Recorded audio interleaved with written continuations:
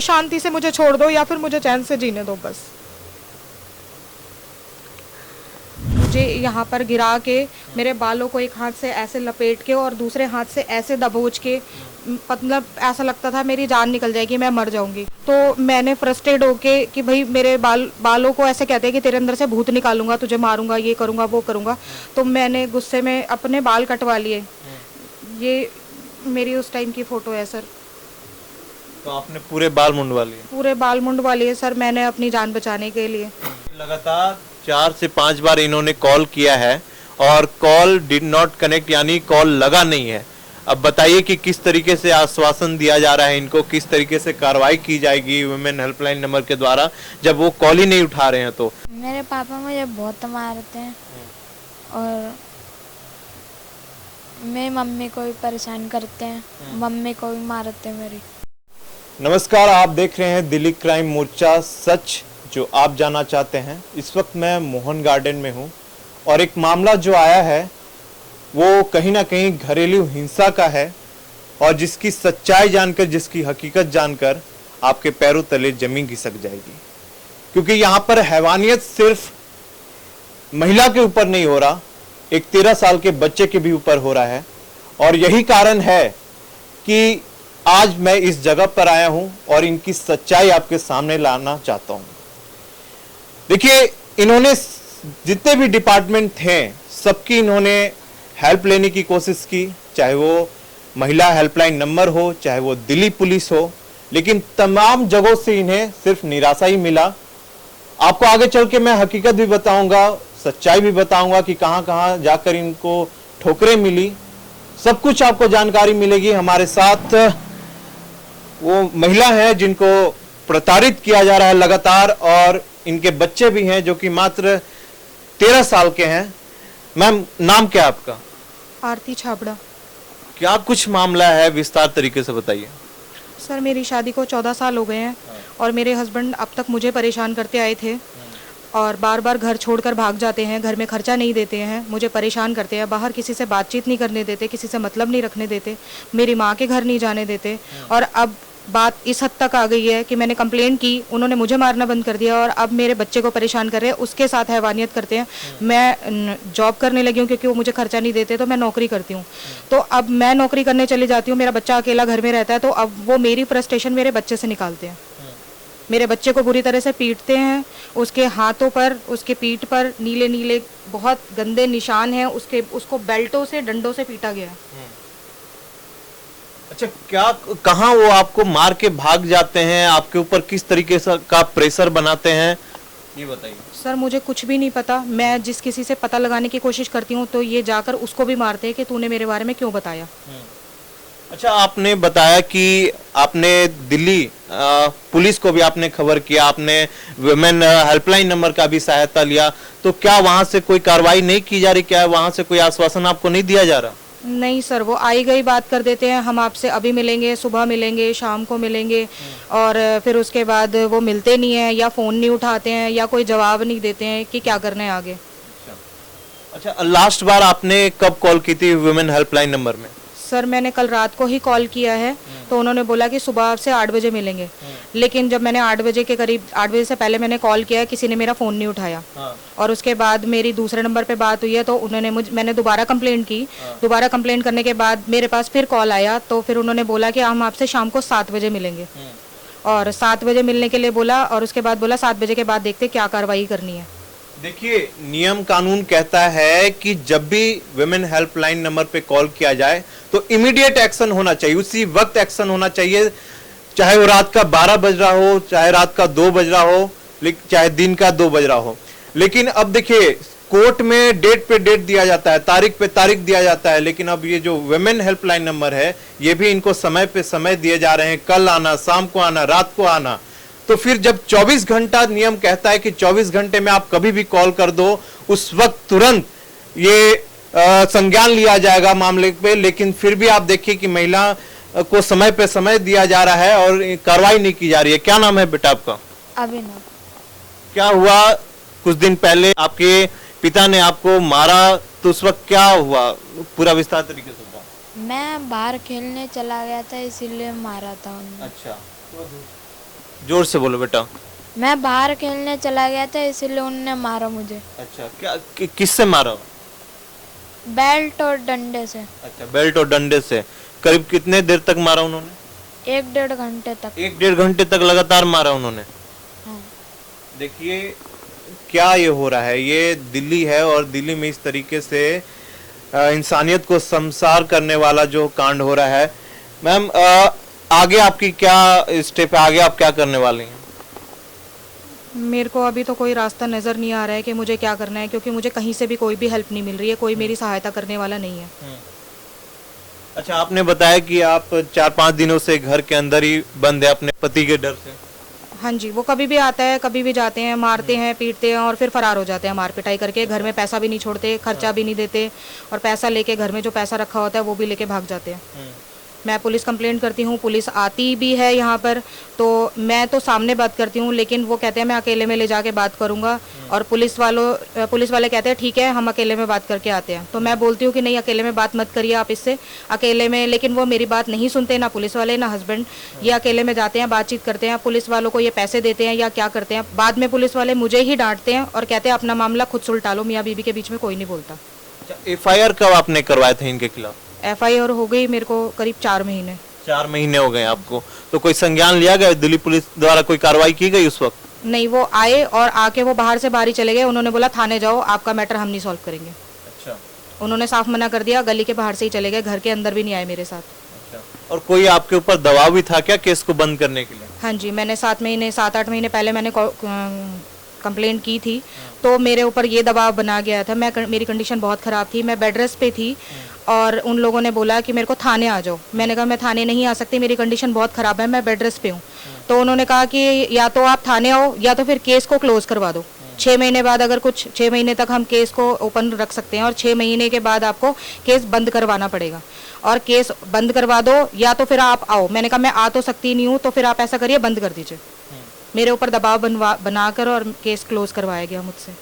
देखिए किस तरीके से कार्रवाई कर रही है। अमित शाह आप ही के अंदर में आते हैं ये दिल्ली पुलिस, और इस तरीके से केस को बंद करने के लिए एक महिला के ऊपर दबाव दिया जा रहा है। और आपको मैं बता दूं कि इस वीडियो को इतना शेयर कीजिए कि दिल्ली महिला आयोग की जो अध्यक्ष हैं स्वाति मालीवाल जी, उन तक ये बात पहुंचे कि किस तरीके से एक महिला प्रताड़ित हो रही है अपने घर में, और ये हालत में है कि अपने घर में ही ये कैद होकर रह रही हैं इतने दिनों से। क्या कहना चाहिएगा, पुलिस के ऊपर कोई है आपको भरोसा? सर मुझे कोई भी भरोसा नहीं है, पुलिस के ऊपर किसी के ऊपर भी भरोसा नहीं है मुझे, कोई मेरा साथ नहीं दे रहा है। हाँ। मैं बिल्कुल अकेली हूँ, मेरे को घर वालों का भी सपोर्ट नहीं है, मेरे पापा है नहीं, मेरा कोई भाई नहीं है। मेरी माँ आई मेरे सपोर्ट में बात करने के लिए, इन्होंने मेरी मम्मी से भी बदतमीजियाँ करी बहुत ज़्यादा। मुझे इस हद तक प्रताड़ित किया कि मैं हॉस्पिटलाइज हो गई। मैं बिल्कुल, डॉक्टरों ने जवाब दे दिया था कि मैं बचूंगी नहीं। उसके बाद पुलिस के धड़ाधड़ कॉल्स आए कि हम आ रहे हैं, आप कहाँ पर हैं, कौन से वार्ड में हैं। मुझे सुबह 5 बजे तक पुलिस की, रात को 10 बजे से सुबह 5 बजे तक पुलिस की सिर्फ कॉल्स ही आई हैं, और कॉल मेरे घर वालों ने अटेंड करी क्योंकि मैं तो बेहोश थी, और कोई भी पुलिस वाला वहाँ पर नहीं आया। खाली उन्होंने बस फ़ोन करके कंफर्म ही करते रहे, अभी आप कहाँ हो, अभी आप कहाँ हो। सुबह 5 बजे तक कोई नहीं आया मेरे पास, और मेरे घर पहुंचने के बाद मेरे घर पर भी कोई नहीं आया। क्या कहना चाहोगे अपने पापा के लिए? मेरे पापा मुझे बहुत मारते हैं और मेरी मम्मी को भी परेशान करते हैं, मम्मी को भी मारते हैं मेरी। क्या करते हैं आपके पापा? मेरे पापा स्विगी में काम करते हैं। तो आए दिन क्या आपके मम्मी के ऊपर हाथ उठाते हैं? हाँ। हाँ? हाँ। उस वक्त आप देखिए, एक 13 साल के बच्चे के ऊपर, उनके सामने उनकी मम्मी के ऊपर हाथ उठाया जा रहा है। आप सोच सकते हैं कि किस तरीके का इनके ऊपर असर पड़ेगा। मैम दिल्ली पुलिस से आपको कोई आश्वासन नहीं है, आपने वुमेन हेल्पलाइन में भी आपने कॉल कर लिया, अब क्या आप आगे करना चाहती हैं? सर मुझे इस इंसान से या तो छुटकारा चाहिए और या तो इसके अंदर सुधार चाहिए। मैं तो अभी भी इससे छुटकारा नहीं पाना चाहती, मैं तो बस ये चाहती हूँ कि ये सही तरीके से रहे मेरे साथ। मैं अभी भी मैं इससे अलग होकर खुश नहीं हूँ, मेरा परिवार उजड़ जाएगा सर। मैं अपने बच्चे को उसके बाप से अलग नहीं करना चाहती। अगर वो नहीं रहना चाहते हैं, अगर उनकी खुशी मुझसे अलग रहने में है, तो मैं तो उस चीज़ में भी खुश हूँ। अगर तुम अलग रह के खुश हो तो शांति से मुझे छोड़ दो, या फिर मुझे चैन से जीने दो बस। देखिए तमाम जो डिपार्टमेंट हैं वो विफल नज़र आते हुए मुझे लग रहे हैं, क्योंकि ये दिल्ली महिला आयोग इसलिए ही बनाया गया है, ये दिल्ली पुलिस इसलिए ही बनाया गया है, वुमेन हेल्पलाइन नंबर इसलिए ही बनाया गया है। लेकिन इन सब के होने के बावजूद भी अगर आज इनके आंखों में अगर आंसू आ रहा है, तो ये कहीं ना कहीं जो तमाम जो डिपार्टमेंट हैं इनकी नाकामी का ये रिजल्ट आप देख सकते हैं, इनकी नाकामी का ये आप उदाहरण देख सकते हैं। सर मेरे बहुत लंबे लंबे बाल थे और बीच में मुझे कुछ परेशानी हुई थी ऊपरी चीज़ वाली, तो ये मुझे उस चीज़ का फ़ायदा उठा के बहुत बुरी तरीके से मारते थे। मेरे इतने लंबे लंबे बाल थे, मेरे बालों को पूरा हाथों में लपेट के 3-4 बार, और मुझे यहाँ पर गिरा के मेरे बालों को एक हाथ से ऐसे लपेट के और दूसरे हाथ से ऐसे दबोच के, मतलब ऐसा लगता था मेरी जान निकल जाएगी, मैं मर जाऊँगी। और कभी कभी ये दीवारों में सर लड़ाते थे, और कभी ये जो बेड का कोना है, ये वाला कोना मेरी गर्दन में बहुत बुरी तरह से गड़ जाता था। इस तरीके से ये मुझे मारते थे। तो मैंने फ्रस्ट्रेट होके कि भाई मेरे बालों को ऐसे कहते हैं कि तेरे अंदर से भूत निकालूंगा, तुझे मारूंगा, ये करूंगा, वो करूंगा। तो मैंने गुस्से में अपने बाल कटवा लिए। ये मेरी उस टाइम की फ़ोटो है सर। तो आपने पूरे बाल मुंडवा लिए? पूरे बाल मुंडवा लिए सर मैंने, अपनी जान बचाने के लिए, कि मेरे बाल नहीं रहेंगे तो ये मुझे इस तरीके से नहीं मारेगा, क्योंकि बाल पकड़ता है तो पूरे प्राण बालों में होते हैं। सोचिए हैवानियत किस स्तर पे गिर गया है कि इनको अपना बाल तक मुंडवाना पड़ा। मेरे सर में ब्लड क्लॉट्स हो गए थे। मैं जब हॉस्पिटल गई, अब अक्टूबर के महीने में मेरी कंडीशन बहुत ख़राब थी, तो मेरा माइग्रेन का टेस्ट हुआ, मेरा ईसीजी हुआ, मेरा सिटी स्कैन हुआ, एमआरआई हुआ, तो उसमें मेरे सिर में ब्लड क्लॉट्स निकले हैं जो चोटें लगने की वजह से आया था। वो सारी रिपोर्ट्स मेरे पास है इस वक्त। अच्छा, जब आपने वुमेन हेल्पलाइन नंबर पे आपने कॉल किया तो उन्होंने क्या रिस्पॉन्स किया? उन्होंने मुझे ये बोला कि हम आपके पास पीसीआर भेज रहे हैं, ये कर रहे हैं, वो कर रहे हैं, एम्बुलेंस भेज रहे हैं, लेकिन मेरे पास कुछ भी नहीं आया। 2 घंटे तक वेट करते रहे। 7 बजे मैंने कॉल किया था, 9 बज गए, 10 बज गए, कोई भी नहीं आया। फिर हमने पर्सनली मेरे बेटे ने एम्बुलेंस बुलाई, तब पुलिस आई है, वो एम्बुलेंस आई है। तो एम्बुलेंस आई तो उन्होंने मना कर दिया कि हम अकेली लेडी को नहीं लेके जाएंगे। तो मेरे बेटे ने ही सब कुछ किया, क्योंकि मेरी कंडीशन बहुत ख़राब थी। उन्होंने इसने मेरी मम्मी को और मेरे छोटे बहनोई को बुलाया, और घर से बाहर निकलते मैं बेहोश हो चुकी थी। मुझे गोद में उठा के वो गाड़ी में डालकर लेकर गए हैं, और पुलिस ने बोला कि ठीक है हम आ रहे हैं। मेरे पास तो फ़ोन था नहीं, बहन के पास, मम्मी के पास और बहनोई के पास था। वो लगातार कॉल्स अटेंड करते रहे। वो रात भर उन्होंने कॉल किया, 5 बजे तक कॉल किया, लेकिन मेरे पास कोई नहीं पहुँचा। नहीं, वुमेन हेल्पलाइन नंबर पे जब आपने कॉल किया तो वहाँ पे क्या हुआ ये आप बताइए। ये तो दिल्ली पुलिस का था, वुमेन हेल्पलाइन नंबर बोला था कि हम आपके पास ना अभी एम्बुलेंस भेज रहे हैं, अभी आपको क्या चाहिए, एम्बुलेंस चाहिए या पीसीआर चाहिए। मैंने कहा मैम अभी मुझे एम्बुलेंस चाहिए। तो उनकी भेजी हुई एम्बुलेंस भी मेरे पास नहीं आई। मैंने खुद पर्सनली फ़ोन किया, तब एम्बुलेंस मेरे पास आई है। कुछ दिन पहले भी आपने बताया कि रात को ही मैंने कॉल किया था वुमेन हेल्पलाइन नंबर को, तो वहाँ से क्या आश्वासन मिला? उन्होंने बोला कि हम सुबह मिलेंगे आपसे 9:30 बजे। तो आपने सुबह कॉल लगाया? सुबह मैंने कॉल किया, 4-5 बार कॉल किया। मेरा फ़ोन 4-5 बार, एक मैडम को कॉल किया तो उन्होंने फ़ोन उठाया नहीं, दूसरी मैडम को कॉल किया तो उनका नंबर लगा नहीं। आप दिखाना चाहेंगे कि आपने कॉल लगाया था? जी सर, मैं दिखाती हूँ। क्या नाम था मैडम जी का? ये उन चंचल मैम से रात को बात हुई थी। फिर उन्होंने कहा कि सुबह आपको सविता मैम मिलेंगी, तो उन सविता मैम को मैंने कॉल किया था। ये मेरी कॉल्स गई हुई हैं और मेरा फ़ोन नहीं उठाया गया।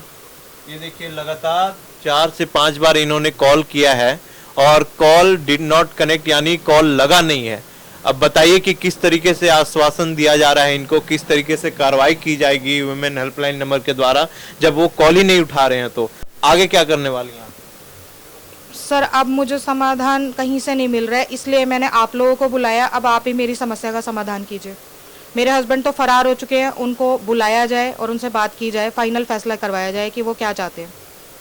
देखिए, ये विभागों से परेशान होकर अब मीडिया का सहारा ले रही हैं, तो मैं यही कहूँगा कि इस वीडियो को ढेर सारा शेयर करें, इस वीडियो को हर डिपार्टमेंट तक पहुँचाएं, ताकि इस जो पूरा मामला है इसके ऊपर कोई एक्शन हो, ताकि इनको जो है वो इंसाफ मिल सके। इस तरह की तमाम खबरों के लिए आप देखते रहिए दिल्ली क्राइम मोर्चा। इस खबर को लाइक करें, शेयर करें और इस तरह की तमाम खबरों के लिए दिल्ली क्राइम प्रेस 24 को सब्सक्राइब करें। धन्यवाद।